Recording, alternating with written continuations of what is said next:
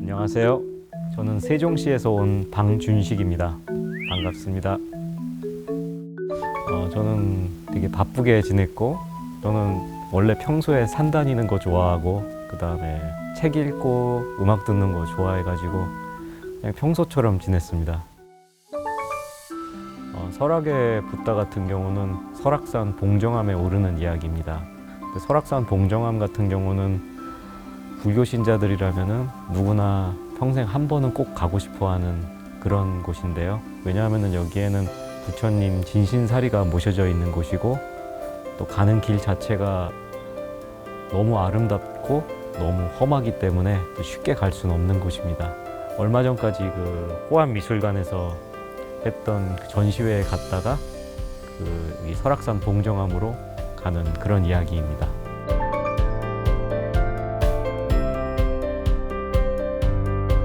사실 코스라는 거는 가는 사람 마음입니다. 왜냐하면 어떻게 가든 그 산길은 다 연결이 돼 있어서 어떻게든 갈 수 있지만, 설악산 국립공원에서 소개하는 코스는 14개 코스가 있습니다.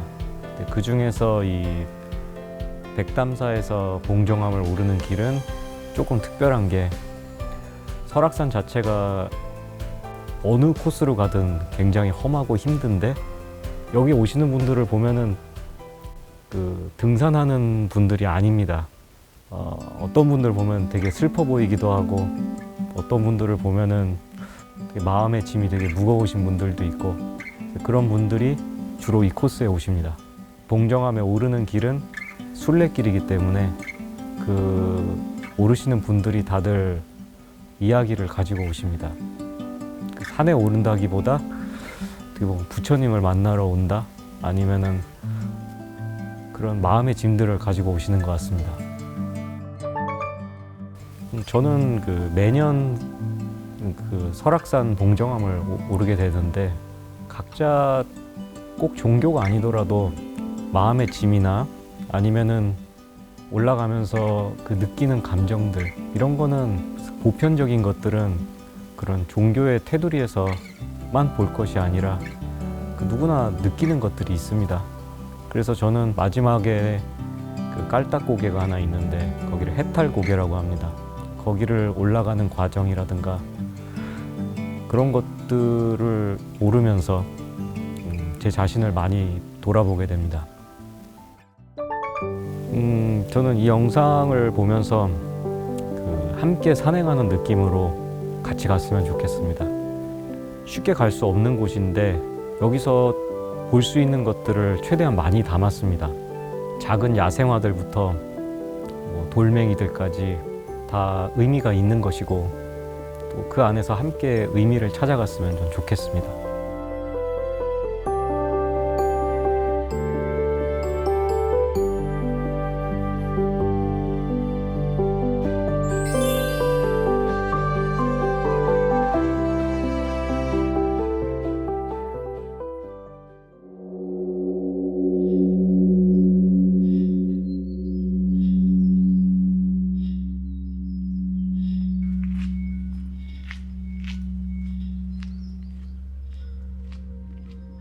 사람들은 왜 태어나고, 왜 살아야 하고, 왜 고통받아야 하고, 왜 죽어야 하는지 알지 못합니다. 청색 종이에 금가루로 옮겨 쓴 감지금리 묘법 연화경 제1권부터 제7권입니다.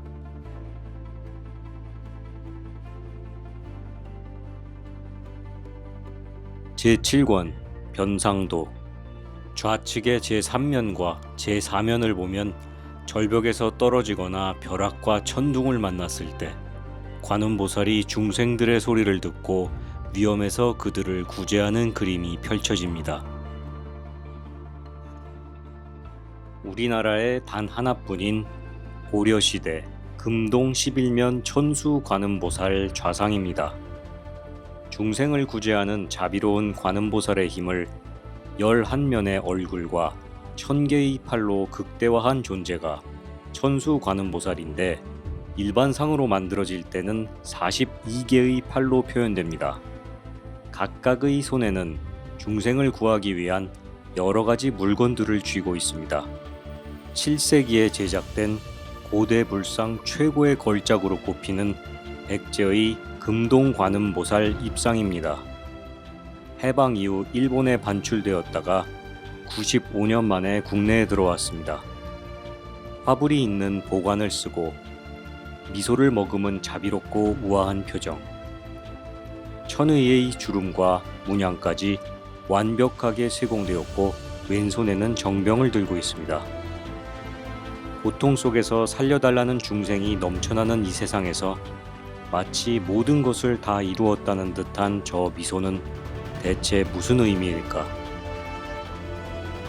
나는 석가모니 부처님의 진신사리가 모셔진 설악산 봉정암으로 갑니다.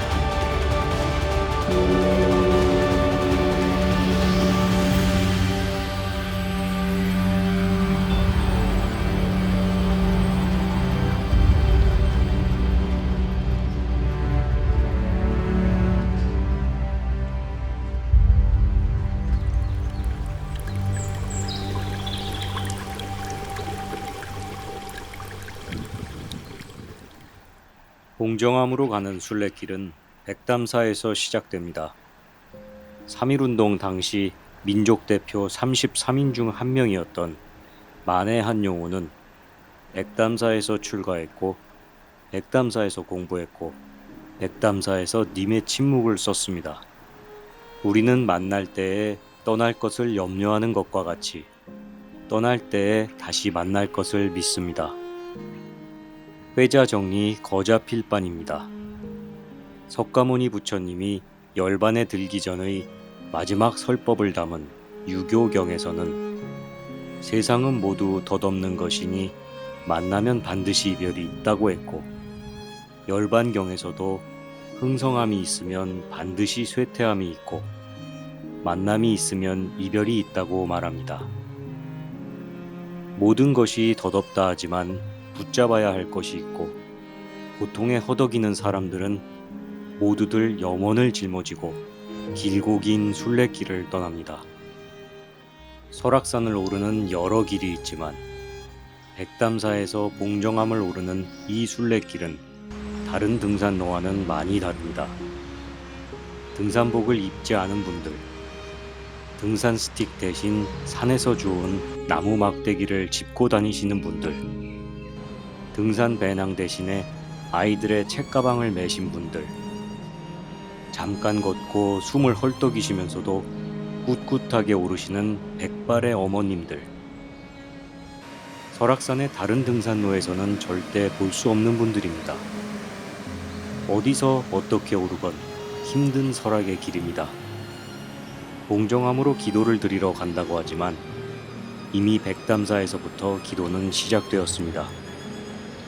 어디서도 만날 수 없는 설악의 삼라만상은 보고 듣고 걷는 것만으로도 자체가 법입니다.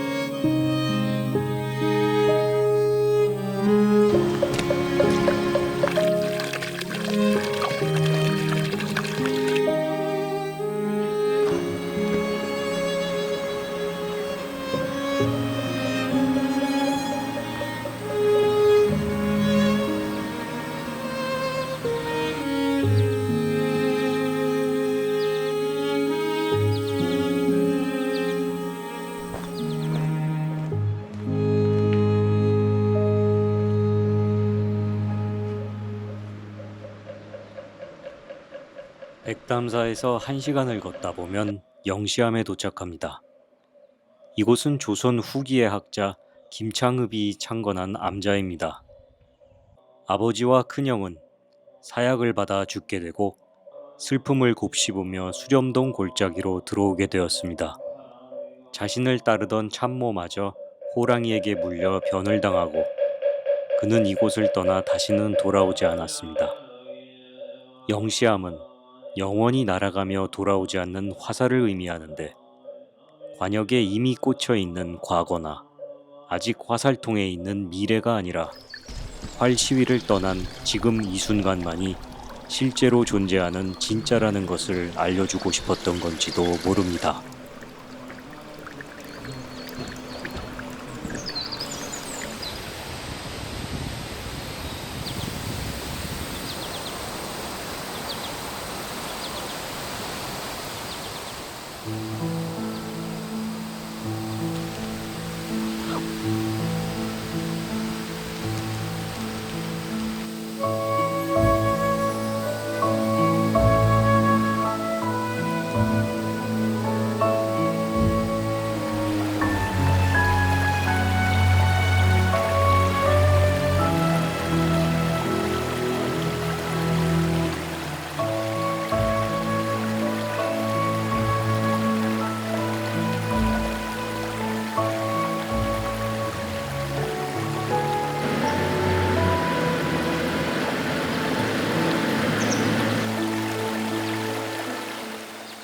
투명하고 맑은 옥빛의 계곡은 자기 안의 모든 것을 그대로 보여줍니다.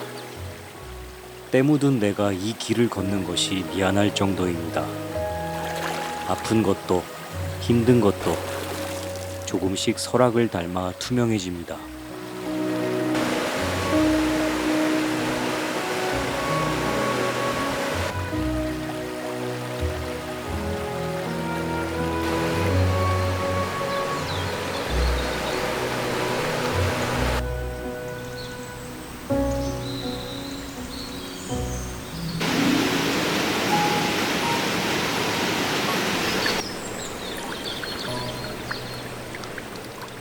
설악산은 들어서면 들어설수록 아름답습니다. 지금까지는 수렴동 계곡을 거슬러 올라왔습니다. 여기는 수렴동 대피소입니다. 대피소가 되기 전에 이곳에는 죽은 나무들로만 지은 산장이 있었습니다. 왼편으로는 지금은 갈 수 없는 가야동 계곡이 있습니다. 나는 이제부터 구곡담 계곡의 품으로 들어갑니다.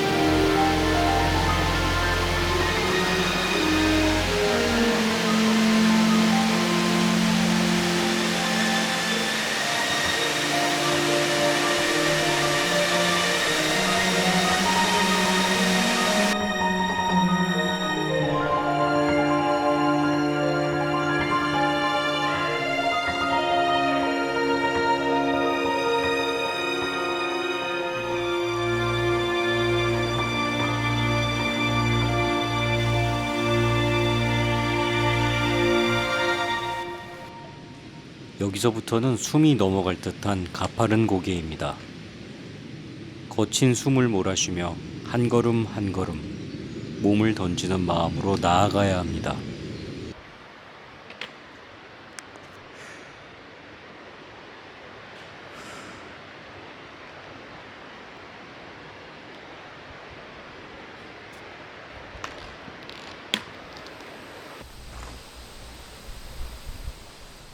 봉황이 부처님의 이마로 사라졌다. 여기는 해발 1244m 정멸보궁 봉정암입니다. 정멸보궁에는 불상을 안치하지 않습니다. 부처님의 몸을 직접 모시고 있기 때문입니다.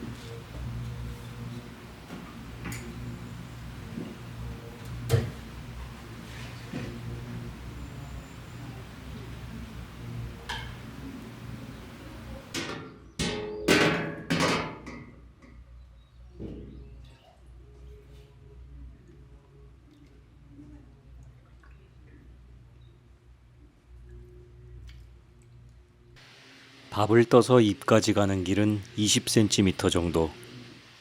밥숟가락을 입에 넣는 것이 하나의 행동 같지만 순간순간의 찰나들입니다. 백담사에서 봉정암까지 가는 길은 11km 정도. 여기까지 오면서 나는 내가 왜 왔는지조차 잊어버렸습니다. 살면서 내가 정답이라고 믿었던 것들이 한순간에 신기루처럼 사라지기도 합니다. 나는 정답을 잃은 것이 아니라 정답을 잘못 알고 있었던 겁니다. 내가 안다고 생각해온 것이 얼마나 오만한 것인지. 모든 것은 비어있을 뿐입니다.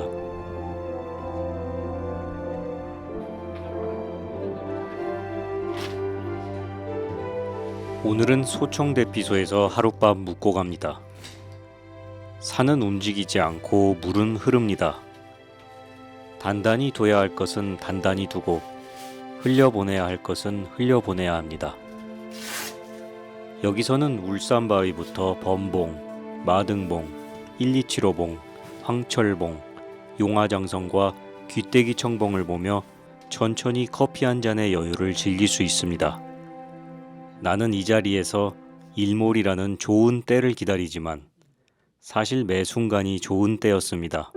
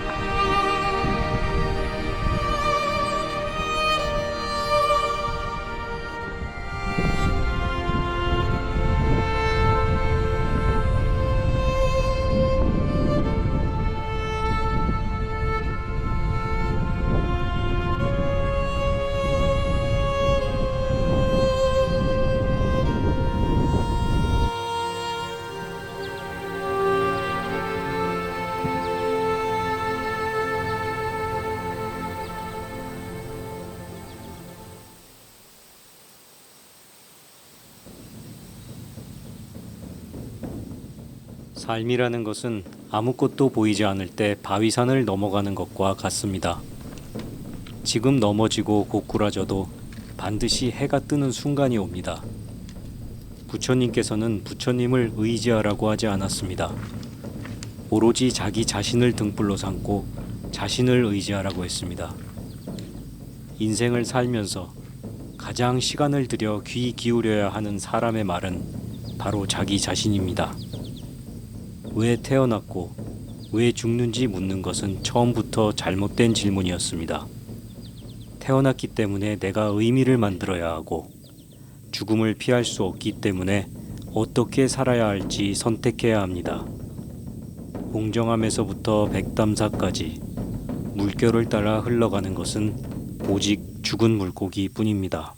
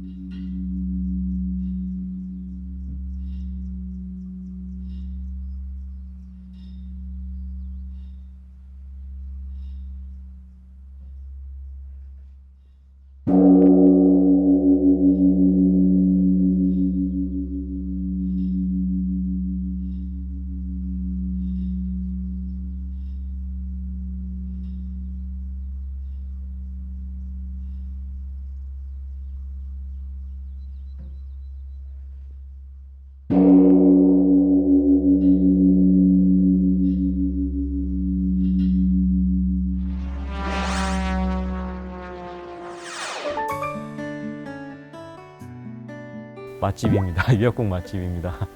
그 봉정암 미역국이 되게 유명합니다. 왜냐하면 거기서 이렇게 사람들이 먹을 수 있으니까 무료로 누구든지 먹을 수 있습니다. 그래서 불교 신자들 같은 경우에는 거기에 올라갈 때 뭔가 거기서 쌀을 파니까 쌀을 사다가 이렇게 이름이라든가 자기 뭐 염원을 적어서 거기다 올리고 이렇게 하는데, 저는 혹시 제 영상 보시면은 제가 가방에다가 미역을 들고 가는 장면이 있는데 최소한 내가 먹은 것만큼은 뭔가 바치고 싶다, 그런 생각이 들어가지고 이렇게 미역을 들고 가는 겁니다. 항상 저는 매년 올라갈 때마다 미역을 가지고 올라갑니다. 저는 대부분 영상을 스마트폰으로만 촬영을 했는데 사실 스마트폰 촬영으로도 촬영하는데 전혀 문제가 없습니다. 그 후에 제가 이제 장비들을 빌려서 쓰다가 보니까 더 잘할 수 있구나, 좀 그런 것들을 많이 느꼈습니다. 그래서 캠코더 같은 경우는 조금 아쉬움이 사실 좀 있고, 그래서 제가 그 다음에 빌렸던 게 이제 DSLR인데 내 장비가 아니다 보니까 좀 막 쓰지를 못하고 그래가지고 결국에는 제 거를 구입하게 됐습니다. 그러니까 영상에 대해서 저는 사실 전문가가 아니기 때문에 잘은 모르지만 뭐 촬영이나 뭐 음향이나 뭐 다 전문 분야가 다 따로 있지만 제 생각에는 그 안에서 제일 중요한 거는 그 안에 어떤 메시지를 담느냐, 좀 영상 질이 떨어지든 뭐가 떨어지든 간에 그 안에 어떤 메시지를 담고 또 그걸로 누군가 마음을 움직일 수 있는지, 저는 그게 제일 중요하다고 생각하는데, 말하자면 말을 한다면 좀 말을 좀 잘하고 싶다, 뭐 그런 생각에서 구입을 한 겁니다. 예를 들어서 줌이 필요할 때도 있고 광각이 필요할 때도 있고 뭐 그런 목마름 때문에 구입을 했는데 저는 굉장히 만족스럽고 잘 쓰고 있습니다. 영상을 제 시작한 게 내가 등산을 하기 때문에 그냥 그 모습을 촬영해보자. 산이라는 거는 그냥 하나의 어떻게 보면 소재입니다. 저는 산 영상을 찍지만 저는 그 산만 촬영하는 게 아니라 어떻게 보면 그 안에 내 관점을 담는 거거든요. 사람을 만나서 그 사람의 이야기를 풀어나가도 그 안에 내 관점이 들어가기 때문에 다른 영상들을 만들어 보는 것도 참 재밌겠다. 그런 생각이 요즘 좀 들고 있습니다. 그래서 사람들의 이야기를 담아보고 싶다는 생각도 들고, 그 다음에 사회적인 현상이라든가 이런 거를 만들어 보고 싶은 생각도 듭니다. 그 안에 내 관점을 담으면 되니까. 제 생각은 그렇습니다. 하나, 둘, 셋. 시청자 참여 100%로 만들어지고 있는 프로그램 OBS 시청자 채널 꿈꾸는 유. 자, 레디 액션. 단편 영화, 다큐멘터리, 애니메이션뿐만 아니라 실험 영상, 뮤직비디오 등 시청자들이 만든 다양한 영상들. 열정과 아이디어만 있으면 누구나 감독이 될 수 있습니다.